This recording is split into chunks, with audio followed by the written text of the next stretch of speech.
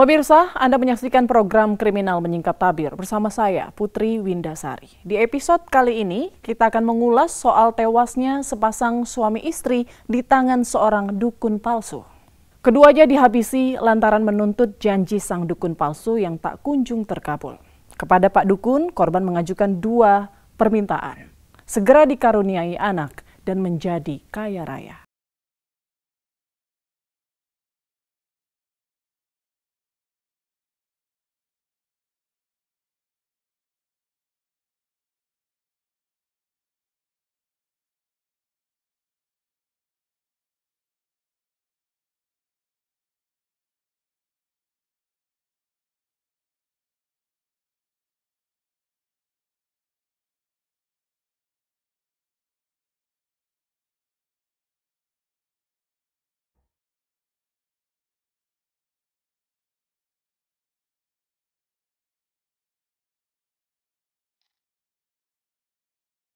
Mayat pasangan suami istri ditemukan terpisah di sebuah perkebunan di Jalan Trans Palangkaraya Buntok, Kecamatan Timpah, Kabupaten Kapuas, Kalimantan Tengah. Korban diketahui bernama Irfan dan Miska. Pasangan suami istri ini tinggal di Desa Seigita, Kecamatan Mantangai, Kabupaten Kapuas. Awalnya kami itu mendapatkan informasi terkait dengan adanya penemuan mayat di Kecamatan Timpah, Jalan Lintas Palangkaraya Buntok. Saat itu kami datang ke sana, belum diketahui identitas dari korban ini siapa. Kemudian setelah itu kami bawa ke Rumah Sakit Doris Palangkaraya, kita lakukan otopsi di sana. Kemudian diketahui ciri-ciri kakinya yang dikenali oleh salah satu keluarga di situ.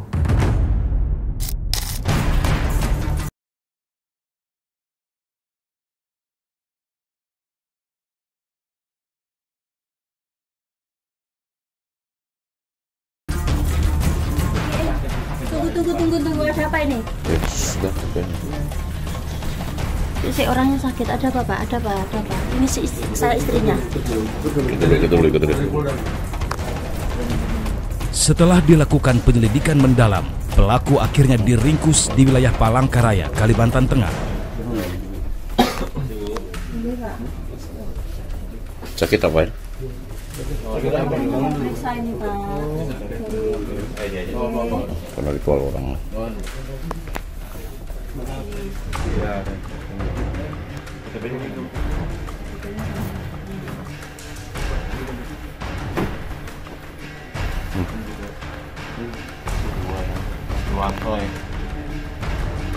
Di depan istri dan anaknya, pelaku pun mengakui semua perbuatannya.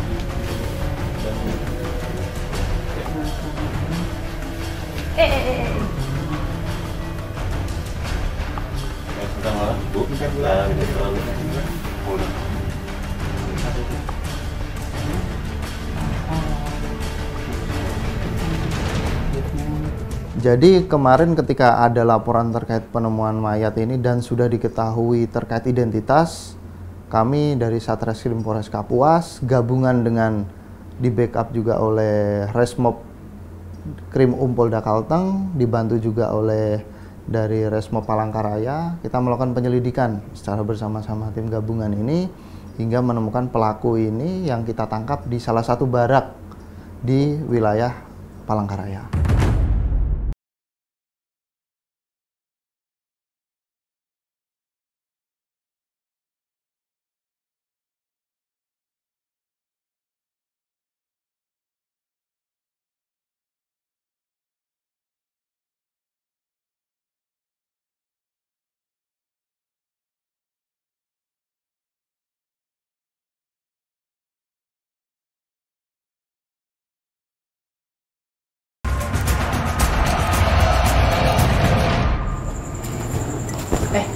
Kak, nih kopi minum ya. Peristiwa pembunuhan ini bermula saat Irfan dan Miska mengeluh soal belum dikaruniai seorang anak meski sudah lama menikah. Dek, udah 3 tahun kita menikah. Sejak awal pertama sampai sekarang kamu belum hamil juga ya. Padahal kita udah berusaha terus. Iya ya kak, padahal aku berharap banget kita cepet punya momongan. Aku pengen banget punya anak. Apalagi kalau aku hamil, berarti anak kita itu jadi cucu pertamanya mama. Sabar ya, Rek. Apa kita cari orang pintar? Barangkali dia bisa beri petunjuk buat kita punya anak. Boleh tuh kak. Iya. Tapi kira-kira siapa ya orangnya? Ya udah, nanti kita tanya-tanya ya. Oke. Pada saat bersamaan, Rianto, ayah Miska, keluar dan menanyakan soal keresahan pasangan muda ini. Jadi gini Pak, saya sama Miska udah 3 tahun menikah. Tapi Miska belum ada tanda-tanda hamil. Rencana kita mau cari orang pintar buat minta petunjuk. Barangkali Bapak ada kenalan. Kalau kamu mau, coba datangi orang pintar di desa sebelah. Namanya Mas Wanto. Dia pintar mengobati segala macam penyakit. Kali aja dia bisa bantu. Wah, boleh tuh kak kita coba. Mudah-mudahan aku bisa hamil setelah berobat di sana. Ya udah, nanti coba kita datengin orangnya Pak ya.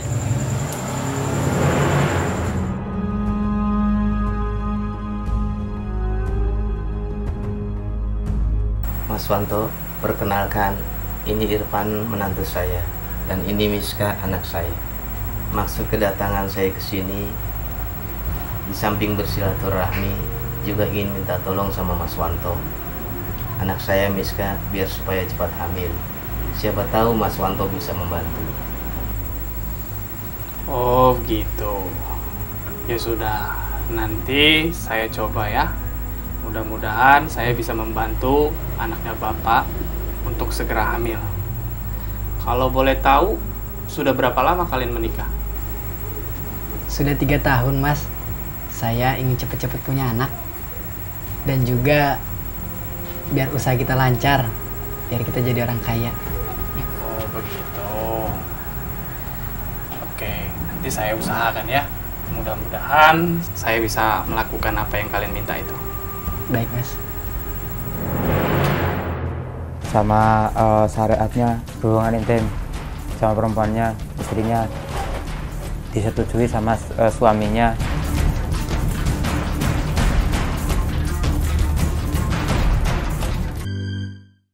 Ada satu persyaratan Pak Dukun yang sebenarnya berat untuk dikabulkan pasangan suami istri Irfan dan Miska. Namun entah kenapa keduanya menyanggupi persyaratan tersebut. Miska harus melakukan persetubuhan dengan sang dukun di depan suaminya. Itulah syarat konyol yang akhirnya disanggupi Miska.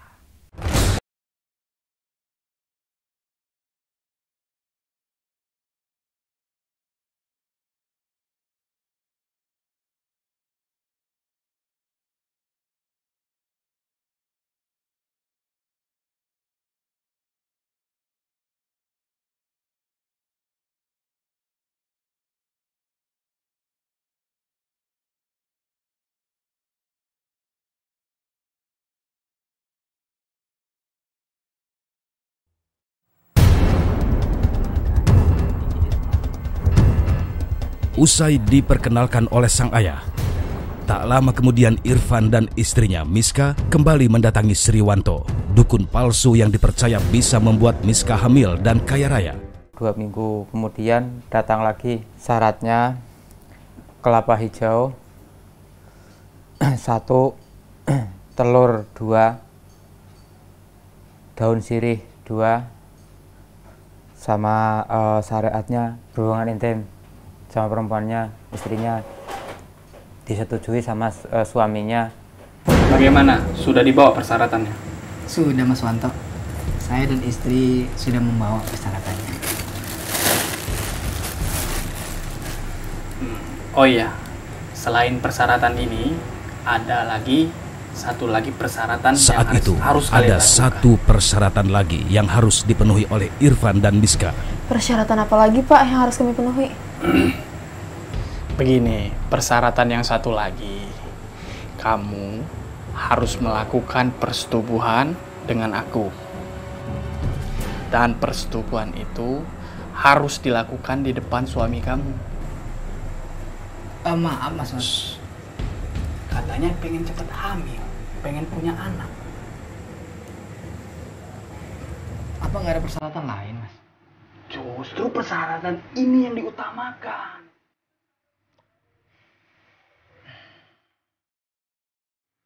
Bagaimana? Gimana deh? Ya mau gimana lagi Kak, kalau emang itu syarat utamanya. Ya udahlah, yang penting semua bisa terkabul.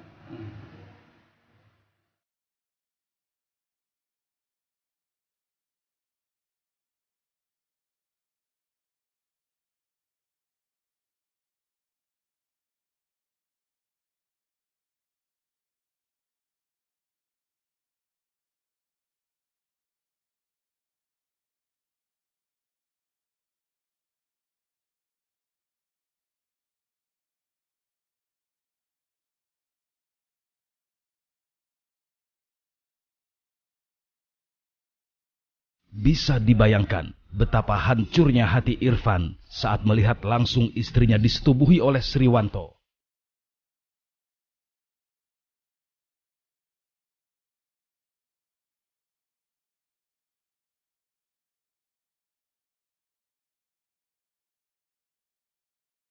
Entah mengapa, Irfan dan Miska tak bisa menolak persyaratan yang dirasa cukup menyesakan hati tersebut.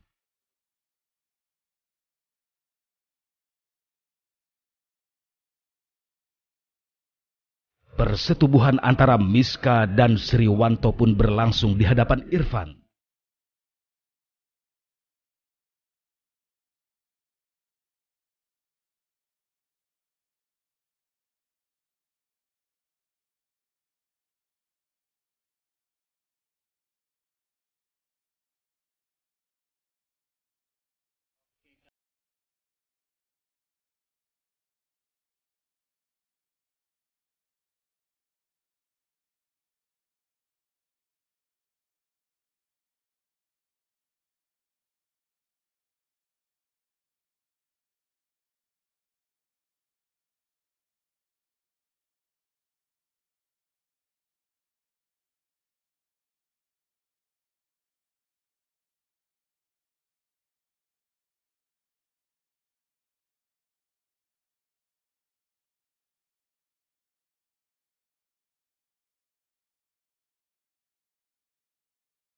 Sekitar 1 bulan kemudian datang nelpon, dia ditimpa, aku masih keadaan mancing. Nah disitulah keadaan aku jauh, nggak membawa motor, di hutan di kebun sawit. Nah suruh aku nunggu karena jauh, terhambat dari segi perjalanan, dia menunggu.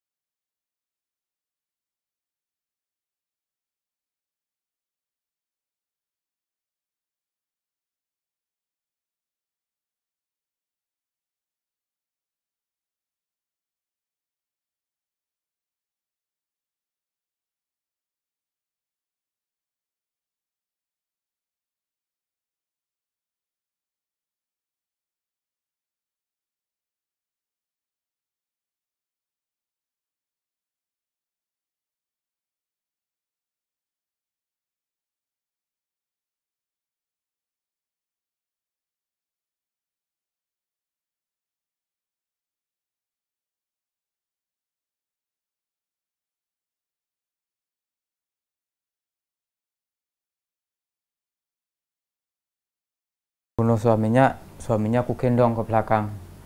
Habis itu aku lari ke depan melihat istrinya. Nah, habis itu istrinya belum siuman. Mungkin karena kena pukulan yang sama-sama kerasnya, itu ku gendong.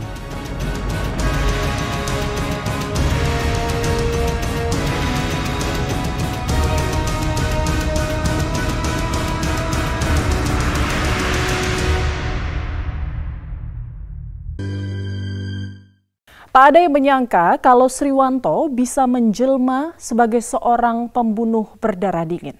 Tak ada pula yang menyangka kalau Sriwanto adalah seorang dukun. Selama ini warga mengenal Sriwanto adalah seorang kuli bangunan dan penggarap kebun.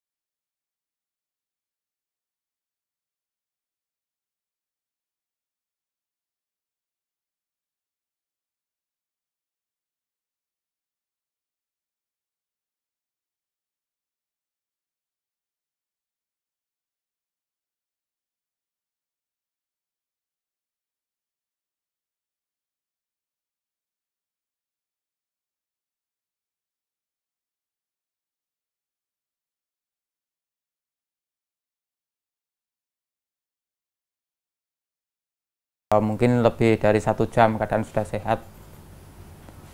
Nah, habis itu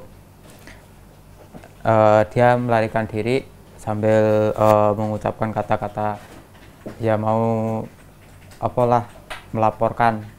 Nah, ku halangi dia terus, akhirnya ku pukul dari belakang. Perlawanan Miska berakhir. Ia tewas setelah dianiaya oleh Sriwanto. Kamu jangan kurang ajar ya. Saya laporin ke kepolisian.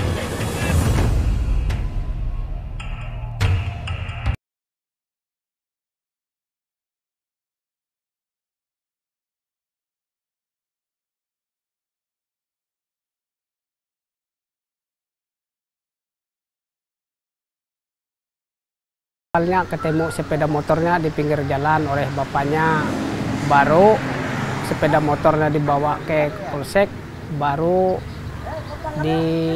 dicari orang banyak. Ya, cari-cari sampai hari Minggu suaminya ketemu.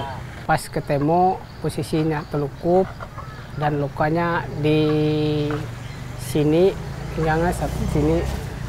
Setelah itu hari Rebunya lagi ketemu istrinya.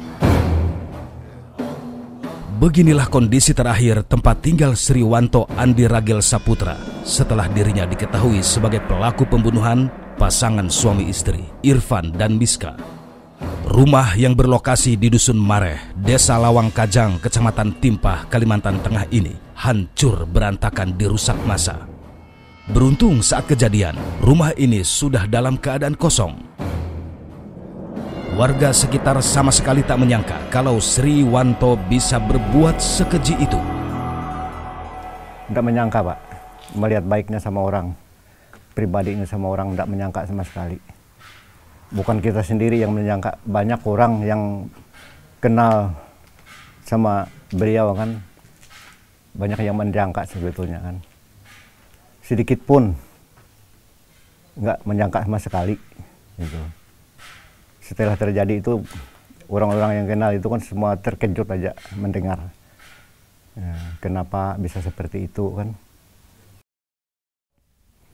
Meminta sesuatu dan mengharapkan kekayaan lewat dukun adalah salah satu perbuatan syirik. Tidak seharusnya hal itu dilakukan oleh orang yang memiliki iman. Semoga kasus ini jadi pelajaran untuk kita semua. Demikian menyingkap tabir kali ini. Sampai jumpa pekan depan.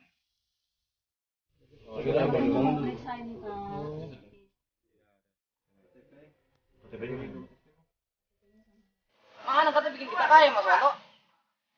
Kalau hamil, istri saya memang hamil. Tapi sampai sekarang kita belum kaya-kaya. Gimana ini?